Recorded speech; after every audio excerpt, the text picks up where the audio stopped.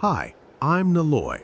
Welcome to my channel, where we explore the mysteries of ancient Greek mythology and the legendary tales of epic heroes. Today, we dive into the thrilling life story of one of history's greatest heroes, Heracles, and his famous 12 labors. If you enjoy these epic stories, make sure to subscribe to the channel for more legendary adventures. In the annals of ancient Greek mythology, few names resonate with the power and pathos of Heracles, or Hercules, as the Romans knew him.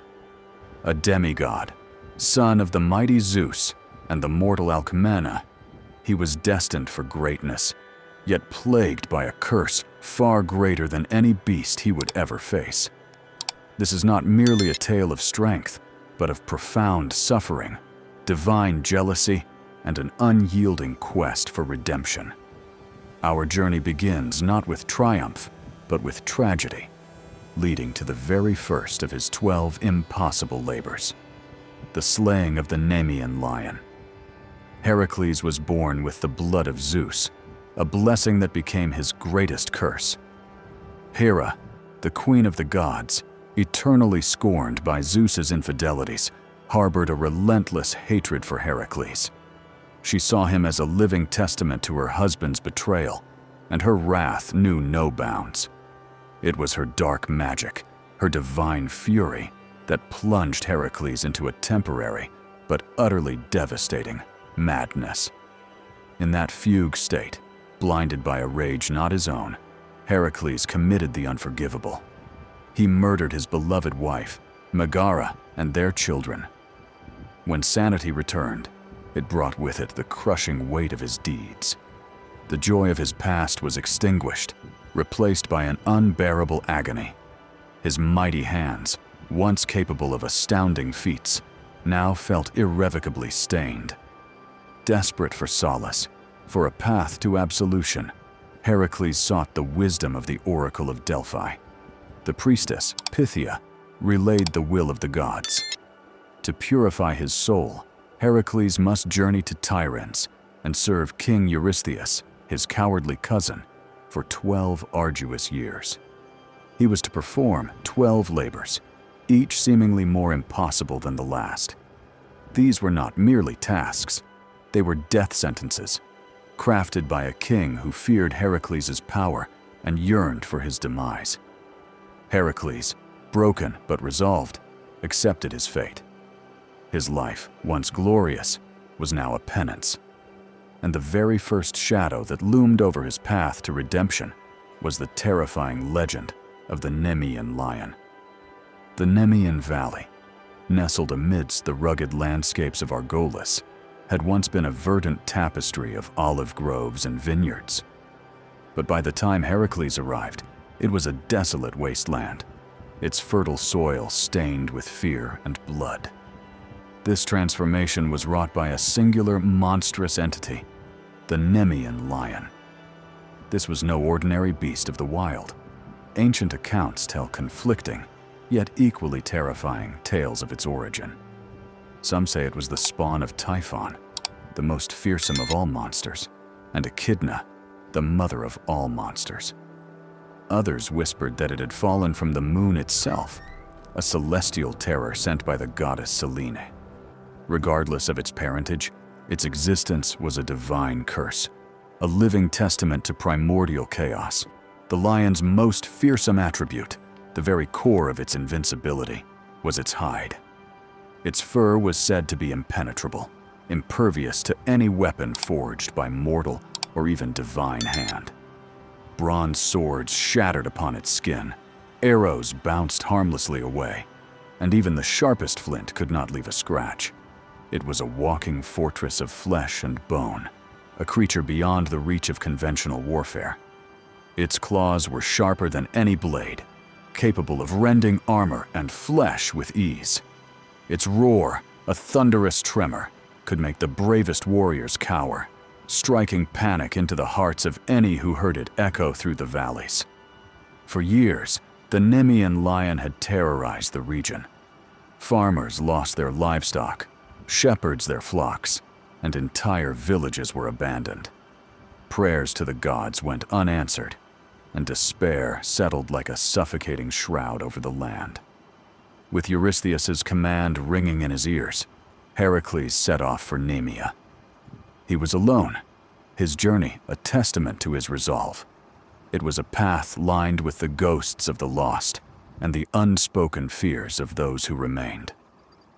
As dusk began to paint the sky in hues of orange and purple, Heracles reached the meager dwelling of an old man named Molorkos. Molorkos, a poor shepherd who had lost everything to the ravenous beast, greeted Heracles with a mixture of awe and weary resignation. He offered the hero humble shelter and a shared meal. Molorkos, recognizing the mighty hero, implored Heracles to save his land. He told Heracles of the lion's invincibility, the futility of spears and arrows. His words only fueled Heracles' determination. It was then that a unique pact was formed. Molorkos possessed a single, prized ram destined for sacrifice to Zeus. Heracles proposed an arrangement. Molorkos was to wait 30 days. If Heracles returned victorious within that month, they would jointly offer the ram as a sacrifice to Zeus the savior. But if Heracles did not return, then Molorkos was to sacrifice the ram to Heracles himself, as a fallen hero honored in death. This pact imbued the mission with a deep sense of urgency. The ticking clock of Molorkos' patience became a silent, ever-present pressure. It was the desperate hope of a ruined man, and the very beginning of a long, arduous path to redemption.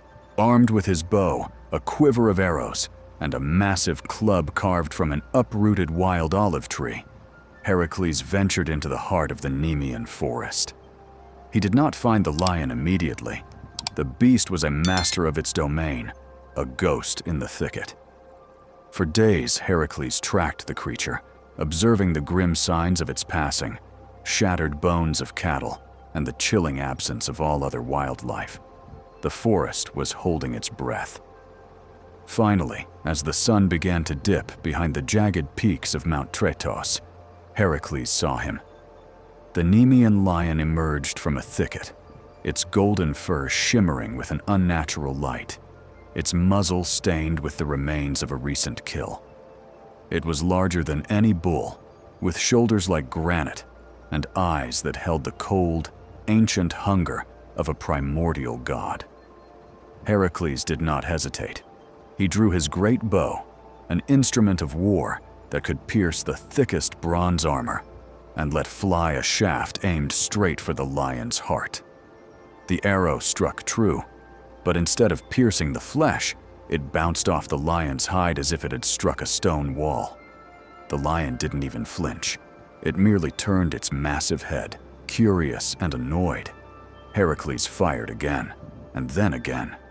Each arrow met the same fate, falling uselessly into the dirt. Realizing his distance weapons were futile, Heracles unsheathed his sword and charged. As the lion lunged, Heracles swung with all his demigod strength. The blade struck the beast's flank, but instead of a crimson wound, there was only a dull thud. The sword bent, its edge dulled by the magical fur. In a final act of desperation, Heracles swung his massive olive wood club. He delivered a blow to the lion's head that would have shattered a mountain. The club snapped in two. The lion was momentarily stunned, shaken by the sheer force of the impact, but it was not wounded.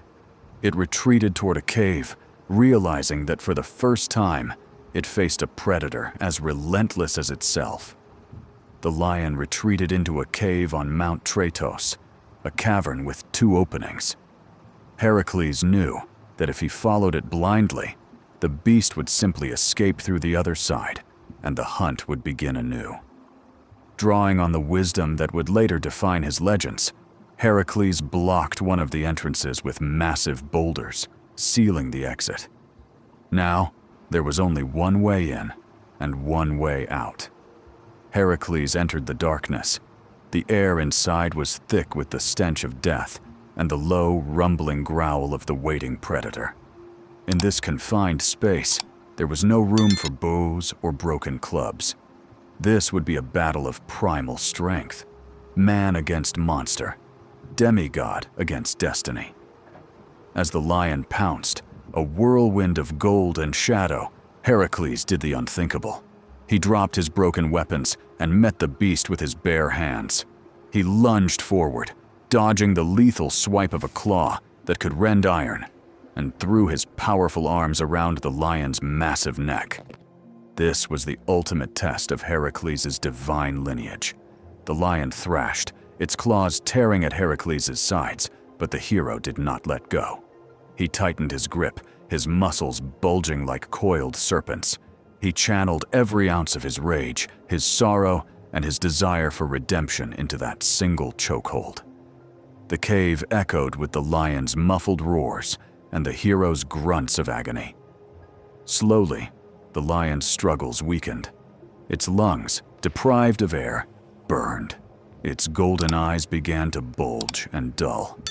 With one final titanic surge of strength, Heracles felt the life depart from the invincible beast.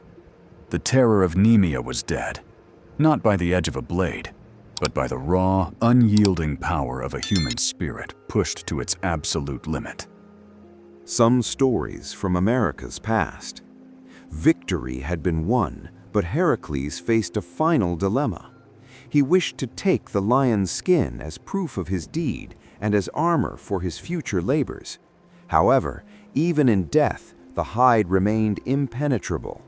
No knife, no matter how sharp, could pierce the golden fur.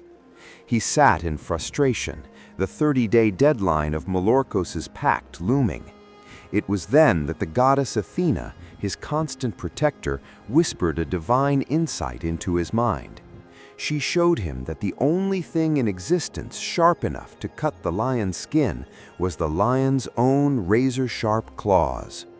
Using one of the beast's severed talons as a makeshift knife, Heracles was finally able to flay the hide. He fashioned the skin into a cloak and the head into a helmet. Now the beast that was meant to kill him had become his greatest protection. Heracles returned to the house of Melorkos on the 30th day, just as the shepherd was about to sacrifice the ram to Heracles' memory. Instead, they sacrificed it together to Zeus the Savior.